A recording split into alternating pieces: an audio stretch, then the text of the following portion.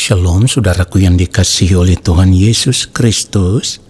Mari kita sungguh-sungguh siapkan hati untuk masuk dalam doa syukur hari ini. Seperti firman Tuhan katakan, jika engkau makan atau jika engkau minum atau jika engkau melakukan sesuatu yang lain, lakukanlah semuanya itu untuk kemuliaan Allah. Kesempatan hidup yang Tuhan berikan, ku mau pakai memuliakan Tuhan, melayani, mengasihi sesama seperti Bapa mengasihiku.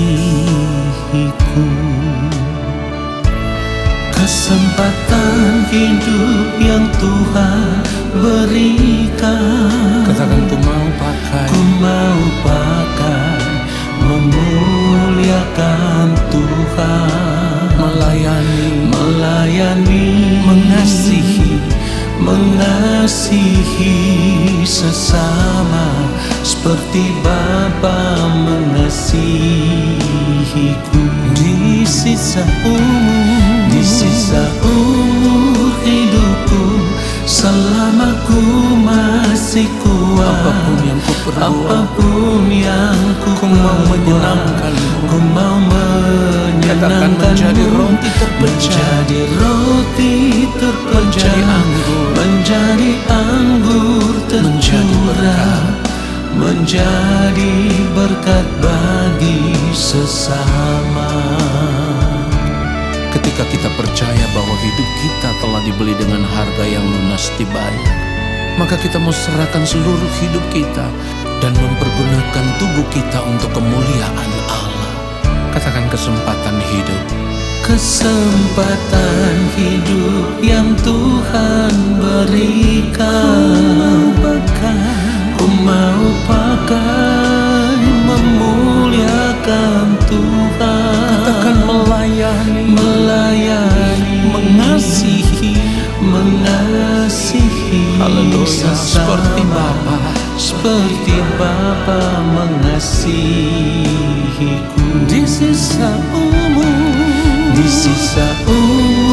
hidupku, selama ku masih kuat, apapun yang ku perbuat, ku mau menyenangkanmu, menjadi roti terpecah, menjadi anggur tercurah, menjadi berkat bagi sesama. Kita mau katakan sekali lagi, di sisa umur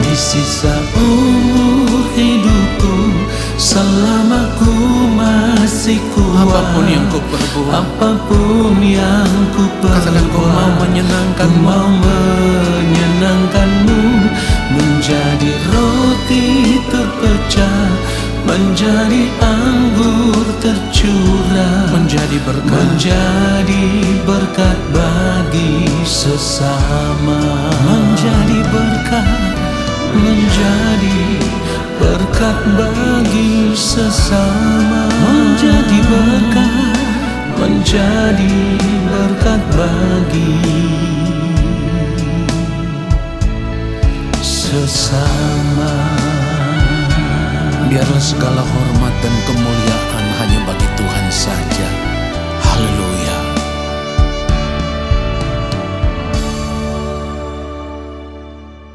Mari kita berdoa. Allah Bapa kami yang ada di dalam kerajaan sorga, saat ini kami mau duduk diam di dalam hadirat-Mu. Ya Bapa, kami merindukan lawatan-Mu. Jamahlah setiap kami pribadi lepas pribadi. Roh Kudus Tuhan mengurapi kami, memberikan hikmat pengertian kepada kami, supaya kami boleh mengerti setiap kebenaran firman yang kami dengar, lalu kami mau berjuang untuk berubah hidup seturut dengan firman-Mu di sepanjang umur hidup kami. Di dalam nama Tuhan Yesus Kristus kami berdoa dan kami siapkan hati untuk menerima firman Tuhan saat ini. Amin. Saudaraku yang dikasihi oleh Tuhan Yesus Kristus, Kita akan melihat kebenaran firman Tuhan, Mazmur 42 ayatnya yang kedua. Firman Tuhan katakan, seperti rusa yang merindukan sungai yang berair, demikianlah jiwaku merindukan Engkau ya Allah. Saudara, hidup sebagai orang percaya atau orang Kristen pasti akan membuat kita merasa bahwa kita ada di dalam Tuhan dan tidak pernah meninggalkan Tuhan. Apalagi setiap hari Minggu kita pergi ke gereja, tengah minggu juga kalau ada ibadah kita hadir di dalam ibadah itu. Semua ini akan membuat kita merasa sudah menjadi orang Kristen atau orang percaya yang benar. Nah saudara, pertanyaannya adalah, apakah hidup kekristenan hanya diukur dengan cara hidup yang demikian? Saudaraku, tanpa kita sadari, seringkali kita hanya menjalankan hidup kekristenan ini sebagai sebuah rutinitas hidup keberagamaan. Dan hal itu hampir-hampir kita tidak pernah menyadarinya, saudaraku. Artinya begini, karena kita merasa kita orang Kristen, hari Minggu kita ke gereja. Lalu kalau tengah minggu ada ibadah, kita juga hadir. Nah saudaraku, kita harus mengerti bahwa ukuran kekristenan tidak dapat kita ukur hanya dengan menjalankan rutinitas hidup sebagai orang percaya atau sebagai orang Kristen yang rajin ke gereja. Lalu kemudian kita mengaku ada di dalam Tuhan, kita mengaku tidak pernah meninggalkan Tuhan. Saudaraku, kita harus mulai menyadari bahwa kalau kita hadir ke gereja, bukan karena semata-mata kita ini orang Kristen, tetapi karena kita benar-benar ingin mencari Tuhan. Kita benar-benar mau menjadikan Tuhan satu-satunya kebutuhan hidup kita. Dan hanya Tuhan saja yang kita butuhkan, tidak ada yang lain. Tetapi yang perlu kita garis bawahi bahwa membutuhkan Tuhan bukan karena kita mau memanfaatkan Tuhan, bukan. Bukan karena supaya Tuhan menolong kita menyelesaikan segala persoalan-persoalan hidup kita yang belum terselesaikan, masalah ekonomi, makan, minum, dan pakai. Bukan itu saudaraku. Bukan karena kita ingin diberkati, dicukupi oleh Tuhan sesuai dengan apa yang kita inginkan. Lalu setelah Tuhan melakukan semua itu, kita bisa pakai semua itu untuk menikmati dunia ini dengan segala kesenangannya. Saudaraku, kalau kita merasa membutuhkan Tuhan, itu karena kita rindu ada dekat dengan Tuhan. Kita rindu selalu melekat dengan Tuhan. Kita rindu selalu berjalan dengan Tuhan. Dan tanpa Tuhan, kita tidak bisa hidup. Orang yang merasa membutuhkan Tuhan akan menjaga seluruh hidupnya ada di dalam kesucian dan kekudusan Tuhan. Hidup benar, hidup tidak bercacat, tidak bercela, karena merindukan Tuhan lebih dari apapun, saudaraku. Saudara, kita memerlukan Tuhan, kita membutuhkan Tuhan, bukan untuk yang lain, karena kita rindu Tuhan senantiasa memegang tangan kita. Di dalam pimpinan Roh Kudus kita dituntun kepada segala kebenaran. Kita hidup di dalam kebenaran Tuhan supaya kehidupan kita bisa ditemukan berkenan di hadapannya. Itu yang terutama. Tidak ada yang lain. Tidak ada yang lain, saudaraku. Inilah cara hidup yang menyukakan, menyenangkan hati Bapa di sorga. Selalu melekat dan merindukan Tuhan lebih dari apapun. Lalu kita hidup melakukan kehendak-Nya. Saudara yang dikasihi oleh Tuhan Yesus Kristus, satu hal yang harus kita sadari, menjadi orang percaya atau menjadi orang Kristen, segenap hidup kita harus diserahkan menjadi milik Tuhan. Dan tidak boleh ada yang tersisa dari kehidupan kita yang kita pakai untuk menikmati kesenangan hidup dunia ini. Tidak boleh. Sebab kalau kita masih mengambil sebagian hidup kita untuk dinikmati, saudaraku, menikmati kesenangan hidup dunia ini, kita belum sepenuhnya ada di dalam Tuhan. Saudara, kita belum sepenuhnya menjadi milik Tuhan. Dan ini juga menunjukkan bahwa kita sedang mengabdi kepada dua tuan, kepada Tuhan dan juga kepada dunia ini.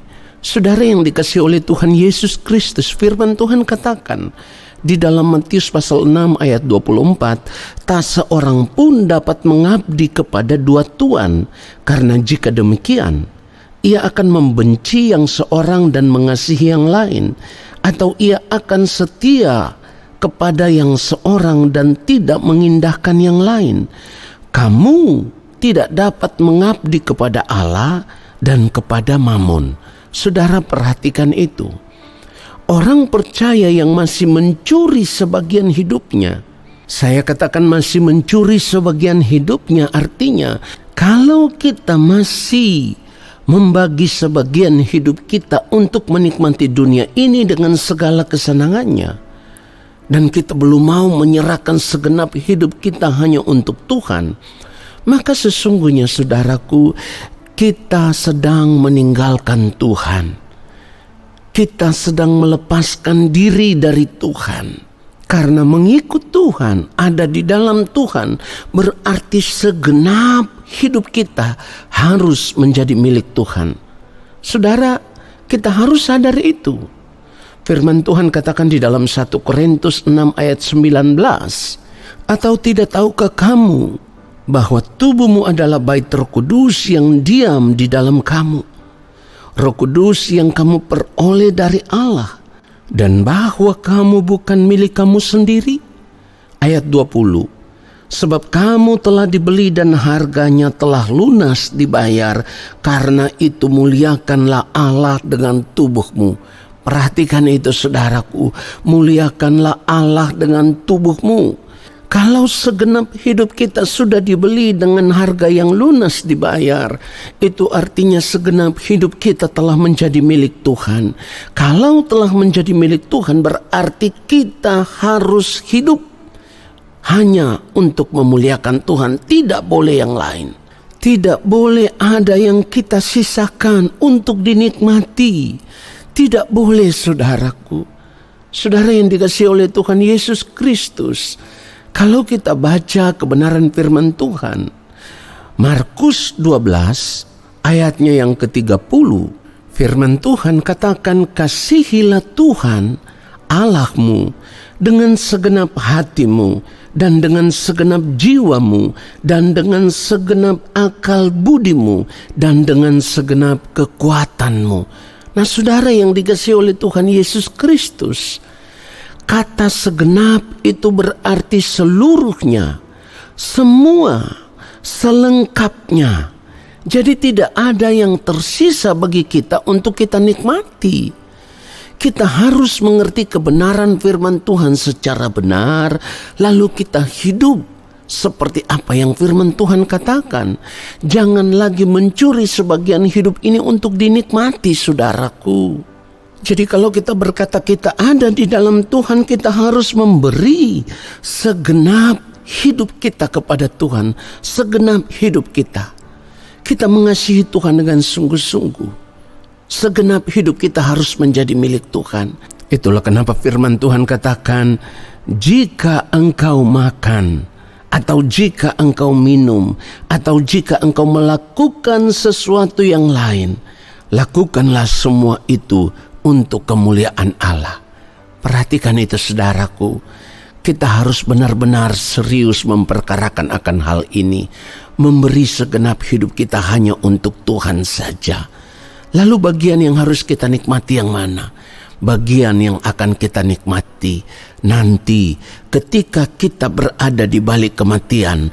Allah Bapa di sorga telah menyediakan bagian yang terbaik bagi kita, yaitu kemuliaan kekal di dalam kerajaan-Nya. Kiranya kebenaran firman Tuhan ini memberkati kita semua. Amin. Mari kita berdoa, saudaraku. Kami bersyukur untuk kebenaran firman-Mu ya Tuhan. Saat ini ya Bapa, di dalam segenap hidup kami mau memilih untuk merindukan Engkau lebih daripada apapun. Kami mau memilih untuk menyerahkan segenap hidup kami menjadi milik-Mu ya Allah. Karena seperti firman-Mu berkata, hidup kami telah dibeli dengan harga yang lunas dibayar. Dan saat ini kami tahu, di dalam Kristus kami telah diberikan bagian yang terbaik, yaitu kasih karunia-Mu, anugerah keselamatan-Mu yang akan membuat kami bisa diterima di dalam kerajaan-Mu. Oleh sebab itu, ketika kami masih ada di dunia ini, kami hanya mau berjuang untuk hidup benar, hidup berkenan di hadapan Bapa dari hari lepas hari sampai waktu Tuhan tiba bagi kami. Supaya kalau waktu Tuhan tiba bagi kami, kehidupan kami boleh ditemukan berkenan di hadapan-Mu ya Allah. Dan kami boleh dilayakkan dan diterima di dalam kerajaan-Mu menjadi anak-anak Bapa di sorga. Terima kasih Bapa.